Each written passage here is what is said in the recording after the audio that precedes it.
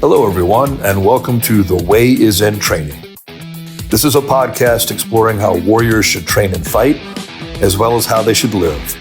We will talk about technique, but we'll also dive deep into fitness, mindset, and strategy. We will explore leadership and philosophy as well. So whether you are a young soldier, a veteran police officer, a responsible armed citizen, or simply someone looking for an authentic life, let's examine how the lessons of combat and preparation for it can help us fulfill our potential. Let's explore the way together and learn how the discipline of training can show us our true selves amidst the chaos of life.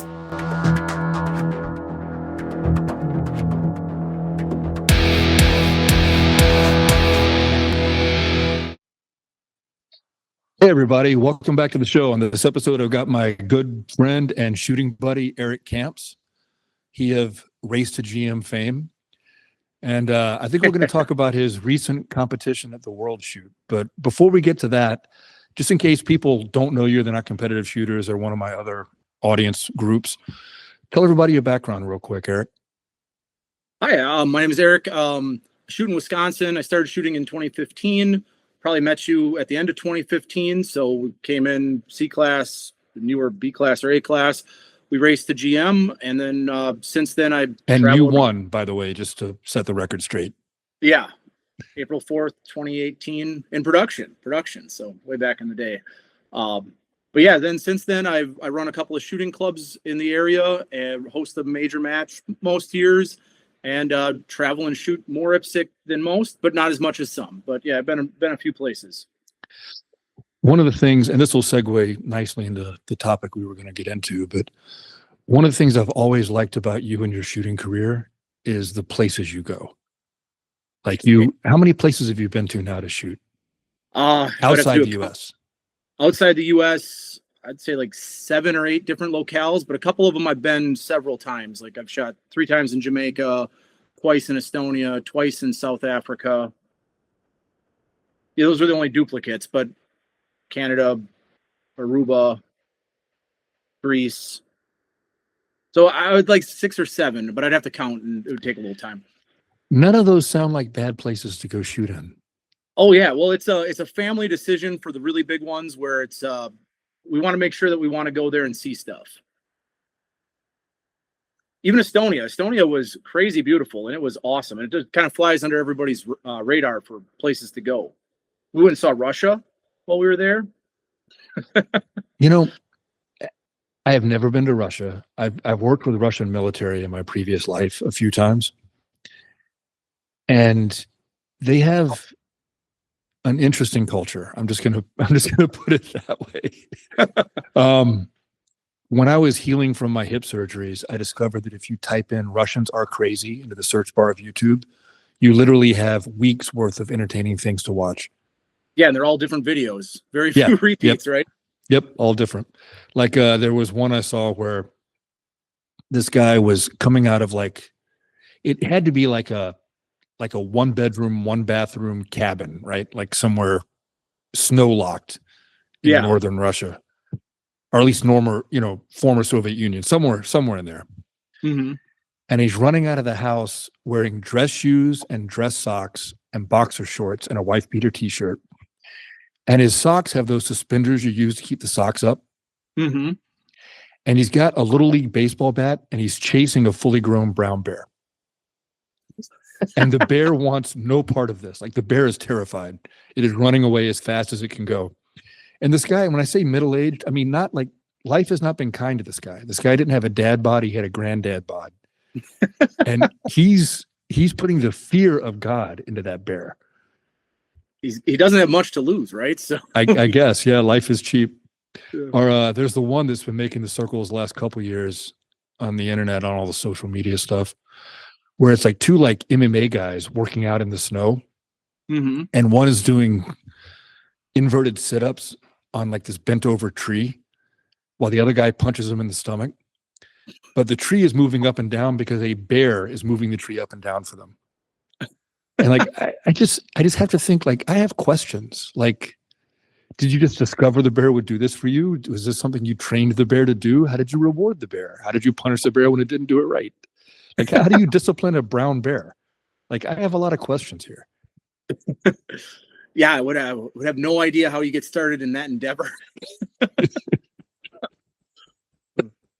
All right. So World Shoot was South Africa this year. So it was your first World Shoot, right? First World Shoot. So let's talk about the process, because I know you had to do well at like several IPSC matches in the US to get picked, right? You get a slot? So my slot, I got one of the like reserve slots, but the process is basically they look at the interim years.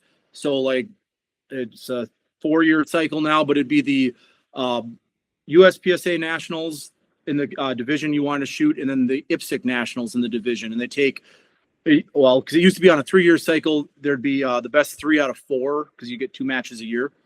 And that's how they pick team selection. And then inside team selection, there's some other criteria to make sure the teams are competitive.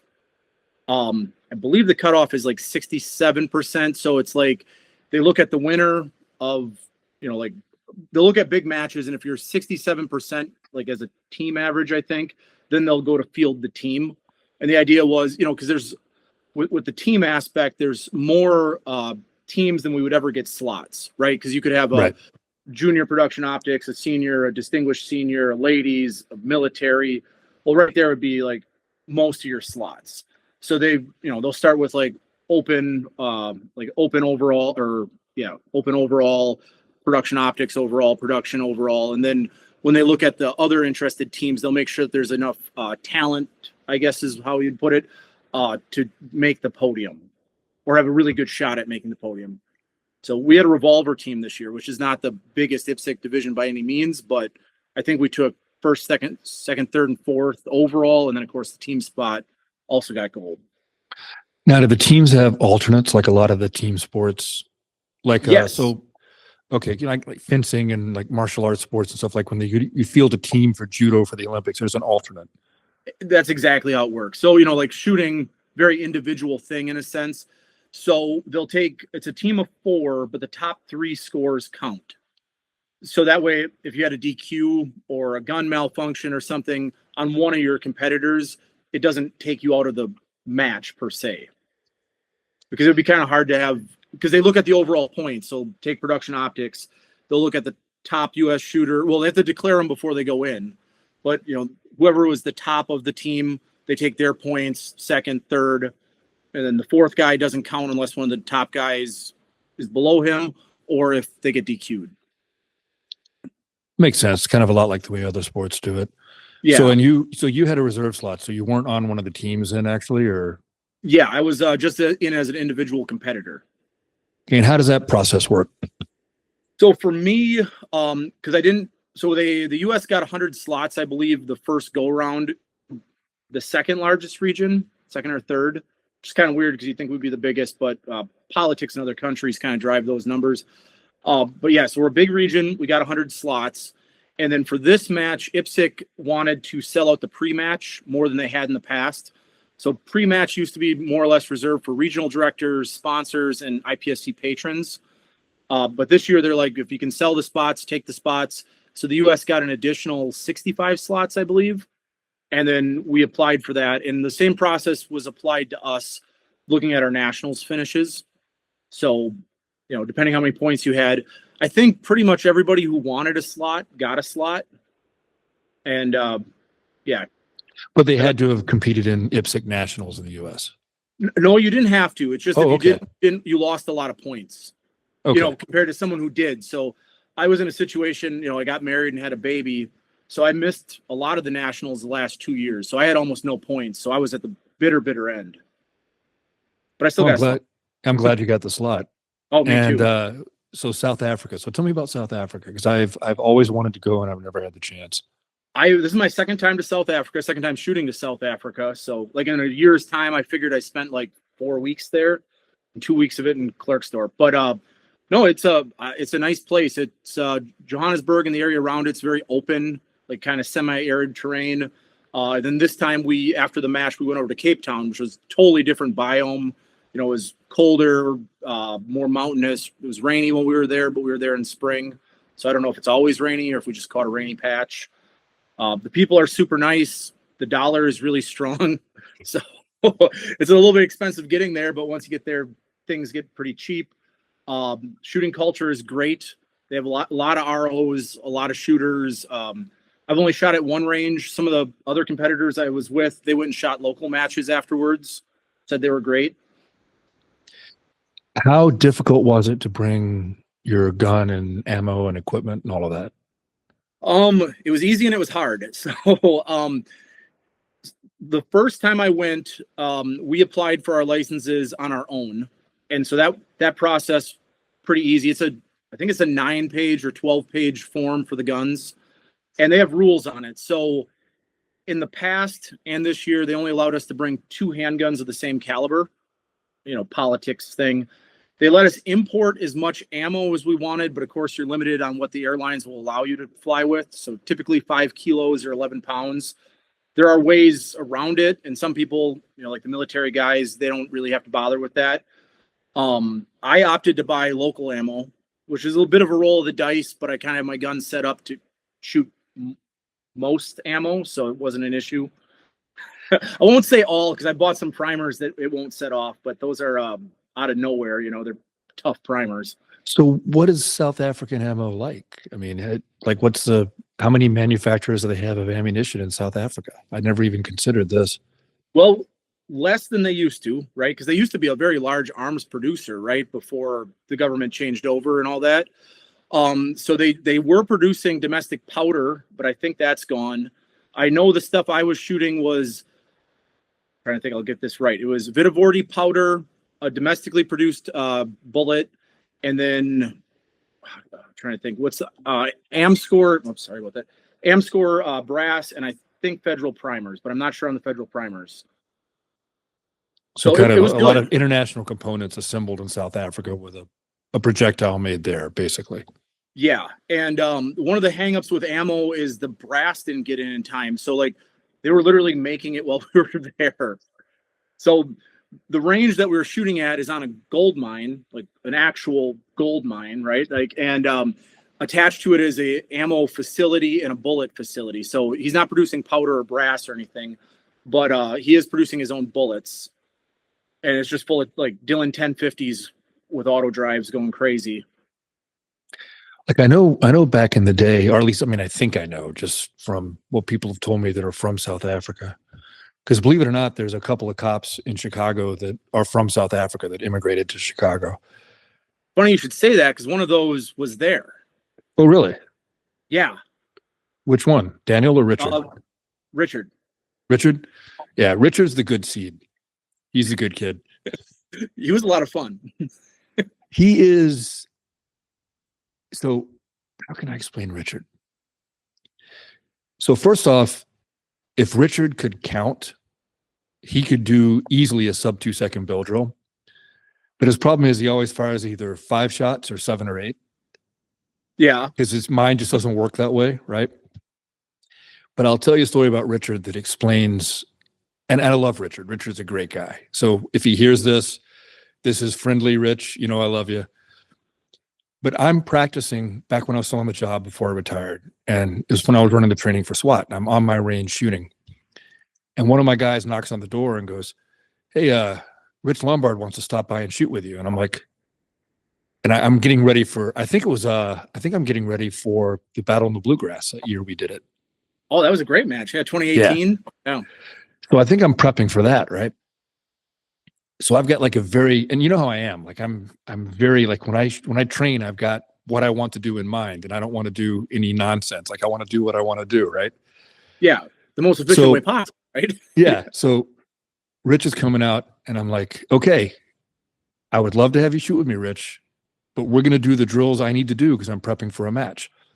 Okay, Matt, of course. And we're on the range, and I'm getting set to do, I think, a Blake drill or something. He goes, "Hey, Matt, do you know you can use your iPhone to do the Annie Oakley trick shot?" I'm like, stop. Just stop right there. We're not doing that. That is not what we're doing. We are not doing that. I'm training for something. And before I know it, he's standing on one leg using his iPhone camera to shoot over his shoulder. I'm like, Rich, you're killing me. Really, you're killing me here. Well, I have a couple of stories, but one was when we got there, he like comes up to me and he's got a Glock in a box. And I'm like, oh, you're shooting a Glock this time? He's like, yeah, I just bought it. Like he went to South Africa, bought the gun he was going to shoot at World Shoot, took it there. Like that's next level, Rich. When he was working on the range, he would, I swear to God, wear a lab coat at work because he'd be working on guns or ammo his whole shift. Yeah. Very much a mad scientist, right? But he looked like a mad scientist. He's wearing a lab coat. He's like the Muppet. He's like Dr. Bunsen Honeydew wearing a white lab coat. I love Rich. He's a good dude. Yeah. And well, if we're going on stories, like, so I run NISA, right? So the Northern Illinois Shooting Association. I'm at a club match and he's on my squad and I didn't really know him, right? So, older dude, he's pretty squared away with guns, obviously. And I was talking about the match and then he just casually brought up that he was going. So you don't run into people every day in Muskego, Wisconsin that are going to Klerksdorp, South Africa, the World Shoot. I know that sounds like Rich. Absolutely. Yeah. And then he asked me if I knew Vince, which of course I knew Vince. And so he was sending pictures of, back and forth with Vince while we were there. And it was a good time. And he got a hold of a bunch of machine guns for me. So that was cool. That's also very Richard. Yeah. Right there. Yeah. He had more toys in his basement in Chicago than was probably wise to have. All legal, of course, for any ATF agents listening to me. Everything above board. But, but exotic stuff. Yeah. Yeah. Well, and he had some connection there with the gun store on range because they had the gold mine, the range, the gun store, a bar and restaurant, an ammo plant, a bullet plant, and so like at the gun store, he could go behind the counter and get stuff. And he found a street sweeper, which is very South African. I'd never seen one in real life. I'm like, is that a street sweeper? He's like, hold on, plucks it. Here you go. I'm like, oh, sweet. Like, but so, and like I said, I've never been. I almost had a class lined up in South Africa, and I'm really sad it fell through because I really wanted to go on a safari. Like I really wanted to go down there, right? But I know from the people I know that are from South Africa that they have a really strong IPSC culture down there. Yes. And oddly enough, back when I was competing in traditional Japanese karate, the two biggest countries as competitors on the world scene were England and South Africa. Huh. All the guys from Britain would have been pro football players in the US. They were all like 6'6" and 275 pounds and just beasts. But there's no sport for them over there. So they just started beating people up. Huh. And there's a guy named Stan Schmidt in the 70s in South Africa who was just famous for being a phenomenal martial artist back in the day. Yeah. So it really has nothing to do with the World Shoot, but just shows like kind of the sporting nature of South African culture, I guess. Yeah. They definitely had there were soccer fields everywhere. And I can see sport being big. They're very big on outdoor stuff. Well, that makes sense. I mean, they are in Africa after all. Yeah. But we're talking about bringing the guns in. So yes. This year, it did get a little bit down to the wire because we did them as a team. So like each of us was responsible for our own firearms, but as a team, we put all of our stuff in at once. And I believe the South African police were pretty overwhelmed with it. So they were like, we weren't getting permits out. Some of us, I didn't have to, but some people flew to without permits. And then their gun would stay in customs until the permit got cut. But I didn't have to deal with that. I got mine a few weeks before. Now, once you've got the permit, because I know we talked about, I think was it Jamaica? You said that it was basically the same as a carry permit. Like you just had the gun and it was in your possession. That's South Africa. Oh, that is South Africa. Okay. Yeah. Like from my understanding, and maybe I got it wrong, but how I operated was like, it looks like if you have a permit for a firearm, you can do anything legal with that firearm that you're allowed to. So my sporting permit, I could carry the gun. And some of the parts of their law, the way it's written, it almost seems that they'd prefer that you keep it on you because of theft. Makes sense. Yeah, it makes it hard if you have more than one gun, though. Like I had two, and so like I can carry one comfortably, but the second one, what do you do with that, right? Well, you could always Doc Holliday that shit. Right? 2 Shadow 2. Yeah, no, I was okay with just one. And like the people, yeah, like not obviously not a ton of people have guns. I mean, they have more than some places, but like there's only two places I had to take the gun off while I was there. One of them was the Addo Elephant Park when we went there for a tour, and they had a sign that said no firearms. And I was like, well, I've got a firearm. So they handed me, and we spent the night there. So they handed me like a security bag, put the gun in it. Well, the gun's in it. And then as long as they didn't come out, you were fine. And then at the gate, they would break the security thing, give you the gun back. And like, So it had like a seal on it. They could tell if you'd opened it or not. exactly. Yeah. And so when I had them take it off, I'm like, I'm going to put this on. They're like, sure. Like, rack it, load it, stuff it. All right, off I go, you know. And nobody batted an eye at that. Do you think that was more to protect the animals than anything else? Yeah, 100%. They poaching it's serious business over there, right? Like the park rangers I saw at Addo were all rocking FALs. And I heard some of the guys probably have heavier stuff, like explosives, to deal with poaching. From what I understand, like, I mean, they get in some legit gunfights with the poachers too, from what I gather. Yeah, that's kind of what I heard. So, yeah. And I know like law enforcement back in the day before the government change got in some, like, law enforcement would get in some gunfights that were almost like air assault engagements in our military. Like coming in on helicopters and hopping off and getting in a big gunfight and hopping back on the helicopter and flying away. I could see that. When I first met Richard's brother and I found that he'd been a South African cop before he came to the U.S., I asked him what his job was on the department down there. And I was thinking he was going to tell me, you know, gang crimes, detective, SWAT, you know. He goes, I was the machine gunner.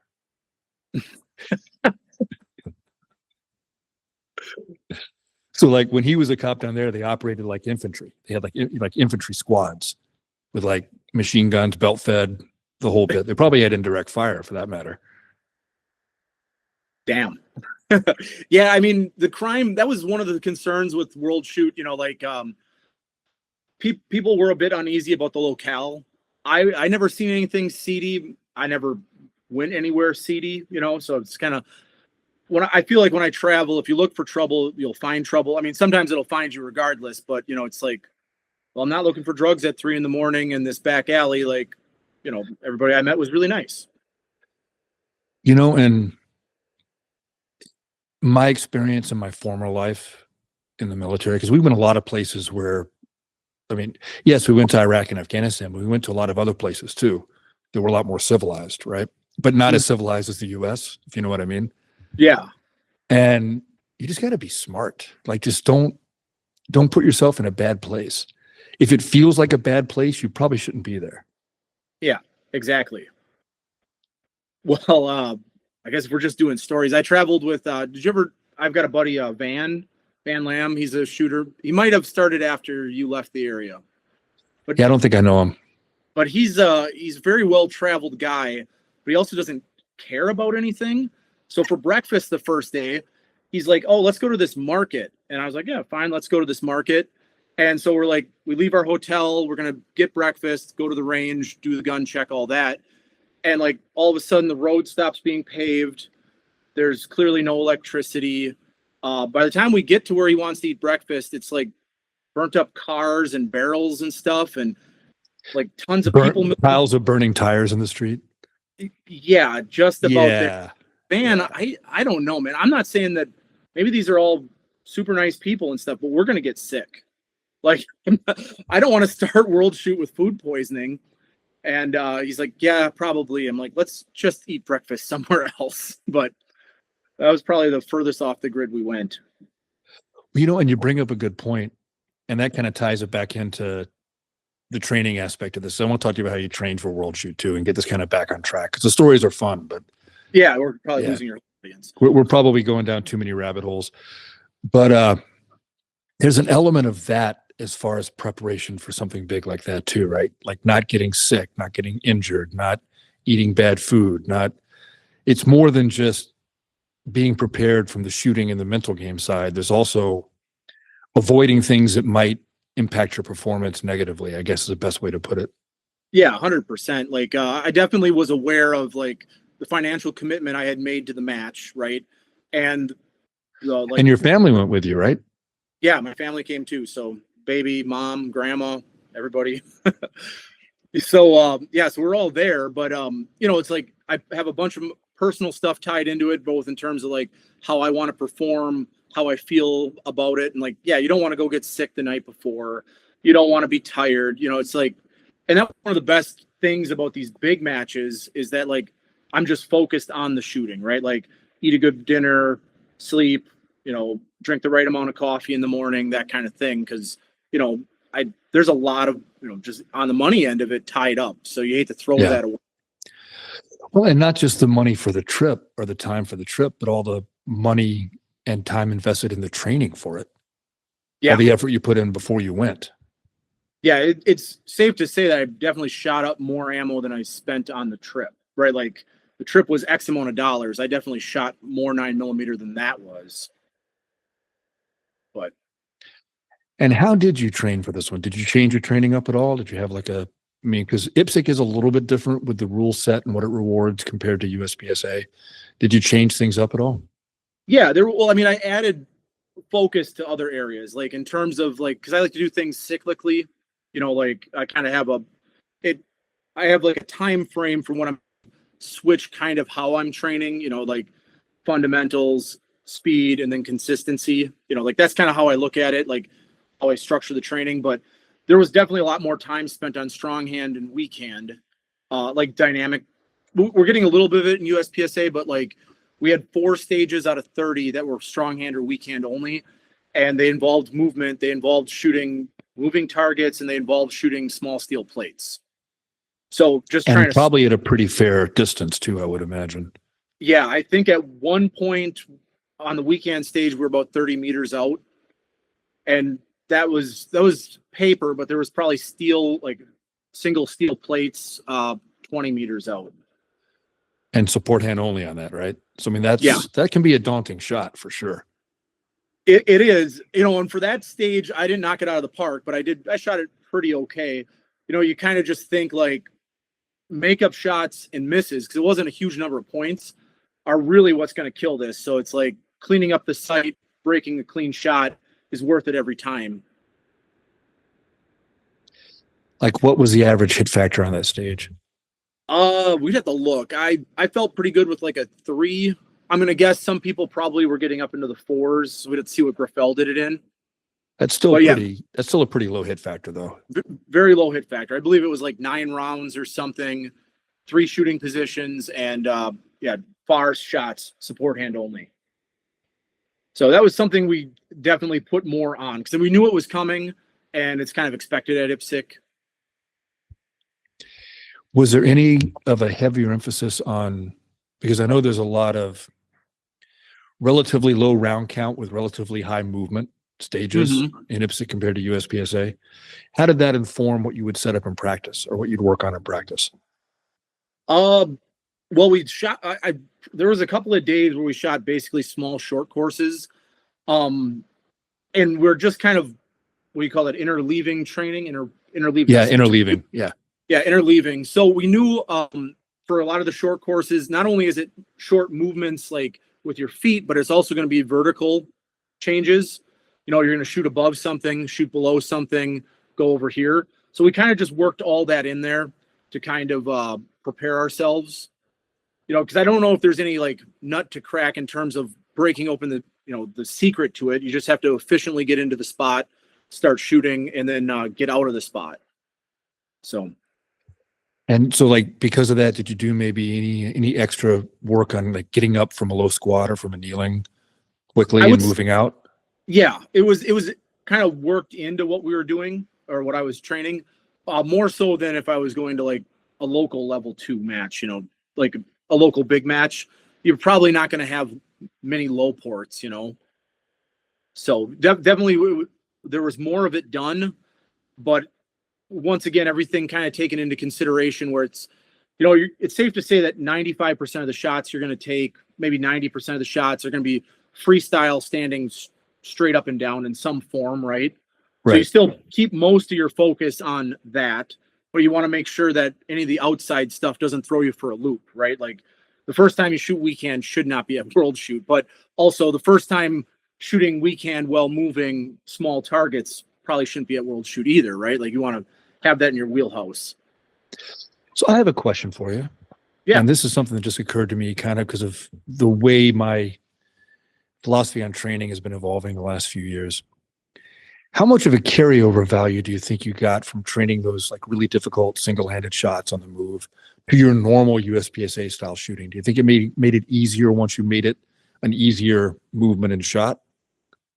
What I found during my training, because there were some like milestones throughout this year. Like I started the year with the IPSC Extreme down in Florida, and that was like, I mean, we got to shoot against Eric, so other Eric Raffel, the good Eric, right? So I got to shoot against him. So that just tells me like, okay, right away at the beginning of the year, this is how you're doing, right?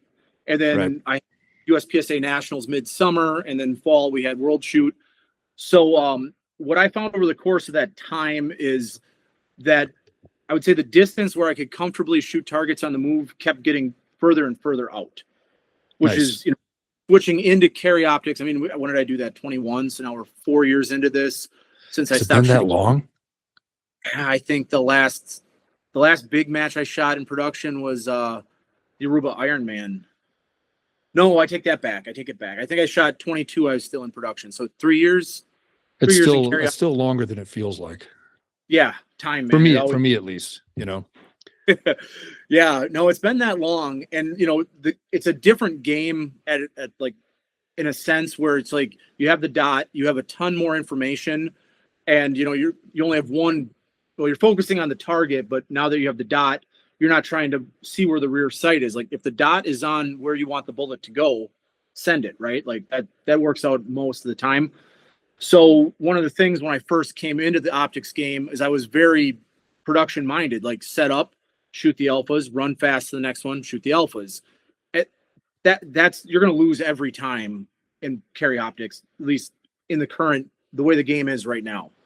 So over the course of the year, I definitely picked up more confidence shooting on the move on further and further out targets, which saves time. Well, and it's got to have a carryover value when the targets are closer. It enables you to go faster and still get acceptable hits than you could before, I would think. Yeah, for sure. There was like, I don't know what the exact yardage is, but all of a sudden, like, let's say 5 yards, 7 yards, even 10 yards, like very confident shooting fast and harder on them. But it's there's a point where it tips off, right? Like all of a sudden you're trying that on 20-yard targets or 25-yard targets. It's hard to outrun misses. Was Brian Enos 15 yards is the magic distance where everybody has to aim? I would say that's pretty true. You know, Enos wasn't working. Well, I suppose maybe he was working with the dot, but I mean, like, I think he was pretty much irons. I think that could be probably. He was very good. Yeah, but that sounds about right. I mean, there's certain conditions where 15 yards is achievable, and I've seen it done. You know, we watched Christian shoot a stage at USPSA Nats, and yeah, he shot stuff way out on the move and was landing his hits. Well, his splits, even on the move, even on far targets, are insane. Yeah, like his return to point of aim must just be impeccable because he's rocking 17 splits on 25-yard targets on the move. It's crazy. Even faster. Yeah. Well, there was a guy, I remember his name, Trevon Barber Solutions. I follow him now on IG. Yeah. No, I follow him on social media. I don't really know him, but I follow him. So we shot World Shoot together, first time meeting him. And he's coming from the South, right? I think he's from Georgia, somewhere in that area, right? So there's a lot of heat down there. And he was saying, because I was watching him shoot, and I'm like, man, you're really pushing. And, this is a marathon of sprints. We got 30 stages over 5 days to shoot. I mean, I wasn't going to push at that pace because he was getting a fair number of penalties as he was going. He's like, no, Eric. He's like, I have to set this pace. And there's a truth to that. If you don't have the pace, you're just settling on losing. So that's what Les used to always say. If you're off the pace, it doesn't matter how good your hits are. And it's true. But there's kind of, like I said, there's a balance point where it's like, if you're like if you're in a big match and you want the best percentage you can get, you don't want to be shooting outside the pocket, right? Because that's only going to lead to penalties. But if your goal is to win, if you're not shooting winning times, then you're guaranteeing a loss. And I would argue that that's true regardless of the shooting discipline or even in the real world, just the pace is different. Mm-hmm. Because you're going to scale the pace up and down based on your acceptable accuracy, right? Yeah. So I think that's still the case, whether you're talking IDPA or 3-gun or steel challenge or a real gunfight. It's just, you've got to be able to turn that volume knob for the pace up and down based on how tight your hits have to be at speed, I guess. Yeah. And there's definitely some math behind it, well, at least for the IPSC USPSA thing, where it's like, what is a Charlie costing me? What is a makeup? Makeup's the hardest one to calculate, where it's like, well, I mean, maybe it is, maybe it isn't, but like, you don't feel it on the steel, like, oh, I made a makeup, but it is affecting your final hit factor. So it's like, had I taken the extra time, hit the steel, how many percentage of a hit factor am I giving up or gaining? Yep. And then like the converse is kind of true too. Like if you, like we'll take the real gunfight. We'll go back to that world for a second. Mm-hmm. One of the things I always like to say is that while you can't miss fast enough to win a gunfight, you can definitely hit too slowly to win a gunfight. Yeah. Like there's still a pace. You still have to set that pace. It's not just the accuracy. Yeah, for sure. It's well, that's what makes the shooting sports so compelling, right? Like it's not just one thing, it's like 3 things being measured all at once. And they're opposing. Yeah. They don't work with each other usually. All right. So back to your training for World Shoot. Did you do a higher volume than normal? Yeah. I put myself in a position where within reason I had no limit on my ammo. Whether that was good or bad, it's hard to say. Like I think everybody has a magic amount, depending on who you are and where you're at with stuff, where it's like more than 300 rounds, maybe you're, just wasting it. But I would put myself in a position where I would just, when I was at the range, I could shoot as much as I wanted. And what did that work out to, weekly or monthly? We had some big swings, with the baby and stuff. Some weeks I got a lot of training, some weeks I didn't. I was trying not to shoot less than 2,000 to 3,000 rounds a week. But so that's a pretty significant amount. That's pretty stout. Yeah. But it would end up being more in big chunks than I would have liked. Like if I had perfect situation, I'd shot 7 days out of a week instead of 3 days and shooting 700 or 1,000 rounds a session. Now, did that lower your amount of dry fire? Or did you keep your dry fire amount the same? I kept it pretty much the same. Once again, with the baby scheduling, there's only so much time. So I kept my routine as much as possible. And if I shot, some days I wouldn't dry fire, but still was shooting to try to dry fire every day. And how much time do you think you were spending on dry fire? Oop, you cut out there. And how much time do you think you were spending, like on average, a day on dry fire? Probably a half hour to 45 minutes. And do you find that more than that, your concentration starts to go, or why did you cut it at that length? That was, well, I found for me to consistently dry fire, I have like a routine, right? And I'll deviate from the routine as necessary, but like at its base, the routine's probably like 20 minutes, 25 minutes, and then add in, a little bit of time for extra stuff. So that's pretty much where it would shake out. And did you add in any like plyometrics or sprint work or anything for your movement apart from shooting stages? No, well, take it back. Trying to think. In live fire, I definitely added in more movement, but I didn't add in like ladders or anything, which probably would have helped. I know some of the competitors did. They got like a agility ladder and worked on that. But yeah, like definitely in practice, short movements and like setups were heavily emphasized. But dry fire, I try to keep it nuanced, for better or worse, where it's like if I'm working on index, I work really hard on the index. If I'm working on reload, I work really hard on the reload. Transition, so more like building blocks in dry fire, more like the full stage type stuff in live fire then? Yeah. Or like partial stages where, you know, I'd take 2 bits out of a stage or something I wanted to work on, separate it by a little bit and be like, I shoot this here, I shoot that here. Maybe I'll put one in the middle to like move on it. So, and how did all this shake out? How'd you do?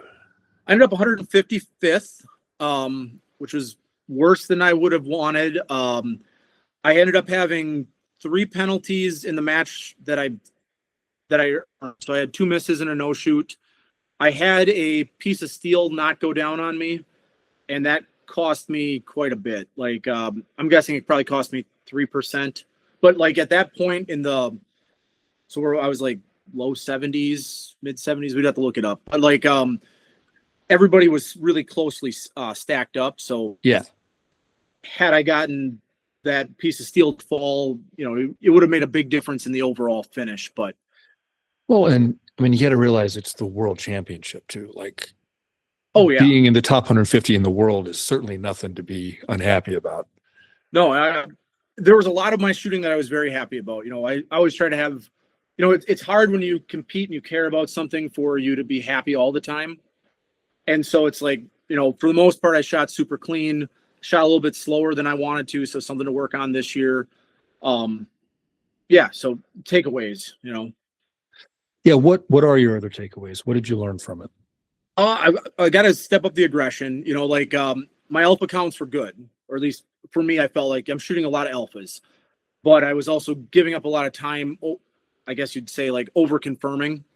So that's what I've been working on lately is like trying to get on target, get your shots and get off without dwelling too much on, you know, the dot being perfectly in there. Yeah, Let me just flip this light on. I think because of my background, you know, coming from military and law enforcement, that's always been a struggle for me, right? Is not over confirming the dot, especially on stuff like draws and wide transitions or reloads. Like, yeah, because I spent so many years with everything having to be such a small group when I shot, it's hard for me to let it open up, I guess is the best way to put it. And then when I do, I tend to go too far the other way sometimes. Yeah, finding that middle ground is tough. And that I saw that on a few stages at World Shoot where like I would ratchet up the aggression a little bit and all of a sudden the Charlie count would be outrageous. You know, it's like, oh, that won't do. But then I would have really good alpha counts, but my time would be, you know, a few seconds off of like, you know, shooting with Trevon. He would usually put a second or 2 up on me, and that hurts, right? Like, you can't give up 60 seconds in a match and expect to win, you know? So what is your plan in your training going forward then? How are you looking at working on that? Short term, I'm going to work on cutting loose a little bit. You know, those really aggressive transitions, trying to push that further out. And then definitely like exits and entries and shooting on the move is going to be where I think the lowest hanging fruit is at the moment. Because I need to get that time back, right? Like, and I'm losing it a little bit on foot speed because I'm not the fastest guy, but like definitely I'm losing it on transitions. I kind of hits home for me because like what I'm doing right now, because I'm a little burned out, right? Like I've dealt with some politics lately and I'm a little annoyed with it. And I'm kind of I hit it really hard for a long time with USPSA. Yeah. So I'm kind of a bit burned out on it. So I'm kind of taking the next few months, just kind of go easy. You know what I mean? Mm-hmm. But then my plan is to spend a few months just trying to go really fast. Not necessarily worrying about match placement at locals, not trying to do any majors, not working on anything else for a while, but just learning to transition faster and not wait so long on the dot after it's there. Yeah. Which is tough because it's like, it's a very small amount you need to shave off of it. But if you shave too much off, now your hits go, right? So it's like figuring out what is the lowest amount of time I can spend doing that. For me, I coming off a little bit of an off season because after World Shoot, I mean, what else do I have this year? You know, that was kind of, doesn't get quite bigger than that. The hope right now is to midsummer go over next year to Hungary for the European Handgun Championships. So that'll be the big match that I'll be starting to train for, and then I think there's some nationals after it. So you ought to shoot one of Eric Graffel's matches, one of the the cups, EGCZ. What does he call it? Yeah. The ones, the Eiger Cups, or Eiger Cup. That's it. Yeah. No, it's been on the list of stuff to do because the family wants to go to France. France hosts quite a few interesting matches, and of course, it's local to him. We'll just have to see how the traveling shakes out, right? So anyway, like I'm putting Europeans. That's going to be the big one for next year. So now I'm kind of just at the beginning of my cycle, right? So it's kicking off the dry fire again, kicking off the live fire, getting the gear squared away, and then I'll put a few matches in between to kind of like checkups on how I'm doing. Yeah, kind of take an evaluation for where you're at after the time off. Yeah. Kind of an interesting thing I'm working through is I wore another barrel out of my gun. So that was, because I still shoot like a little bit of bullseye and stuff during the week. Actually, the night's bullseye night, so maybe I'll go shoot that. But like I couldn't get it to group after World Shoot, and then gave the barrel to a machinist. He's like, yeah, there's no, like the rifling is pretty worn out and it's stretched. So it's like 2 barrels out of that stupid CZ. So that might have given you some of those Charlies at World Shoot. Yeah, but it also shot a ton of alphas. So I don't know if it was quite going at that point, but when I was shooting B8s back home, I'm like, there's something wrong here. But no, I think the gun was good for that. But all right. Well, I know you don't do anything as far as teaching or training other people, but let's talk about them. Oh, you are? I have, let's talk about that then. I'm teaching a little bit on Friday this week. So I have like a little bit of a small training business. I kind of focus on like I do like modules, I call them. So you contact me, we do like one-on-one thing. Like I target. We're trying to think, like shooting on the move is one. Trying to think, target engagement sequence. Like shooting movers is one. Yeah. Intro to USPSA and training is one. So that's the one I'm going to teach on Friday. But it's like a one-on-one thing. Like you tell me like. This guy's like, hey, I'm a B-class shooter. I'm like, all right, we'll go through. And I do like an evaluation. I have them do a test. Then I take notes while they shoot. I give them about 2 hours of instruction. And then I give them a feedback form saying like, here's where I think you're at. And then wherever you want to go, which they don't realize it, but I'm more or less, they want to be GMs. Even if they say, I just want to be A-class, like train for GM, you'll make A-class along the way. And then kind of give them a little program to go with. So if somebody wants to schedule one of these training blocks, how can they find you and schedule it? Right now, the easiest way is contact me through socials. So either on Facebook, Eric Robert Kamps, Eric Robert Kamps. Otherwise, my Instagram is a good one. So Eric._.Kamps on Instagram. So I'm teaching like local. So just like, my area. So, but if you're interested, hit me up and we can talk. Yeah. So Northern Illinois, Southern Wisconsin, around there. Yeah. What's the name of the company? What are you calling it? Right now on paper, it's just Eric Kamps LLC. All right. Well, once we stop recording, you and I will work on that. We'll get something going. Yeah. All right, guys. Well, listen up, everybody. I've known Eric for a long time. And if you're in the area and you want to shoot better, seek him out. You won't regret it. Guarantee it. I'm glad he's finally doing some training because he has a lot of stuff to pass on. And I hope everybody else enjoyed the conversation as much as I did. Please don't forget to click like, subscribe, leave a comment. If you hated it, leave a comment and insult me. Either way, it helps me because the algorithm does forget me because, shooting. So any little bit helps. And that's it. I'll talk to everybody again soon.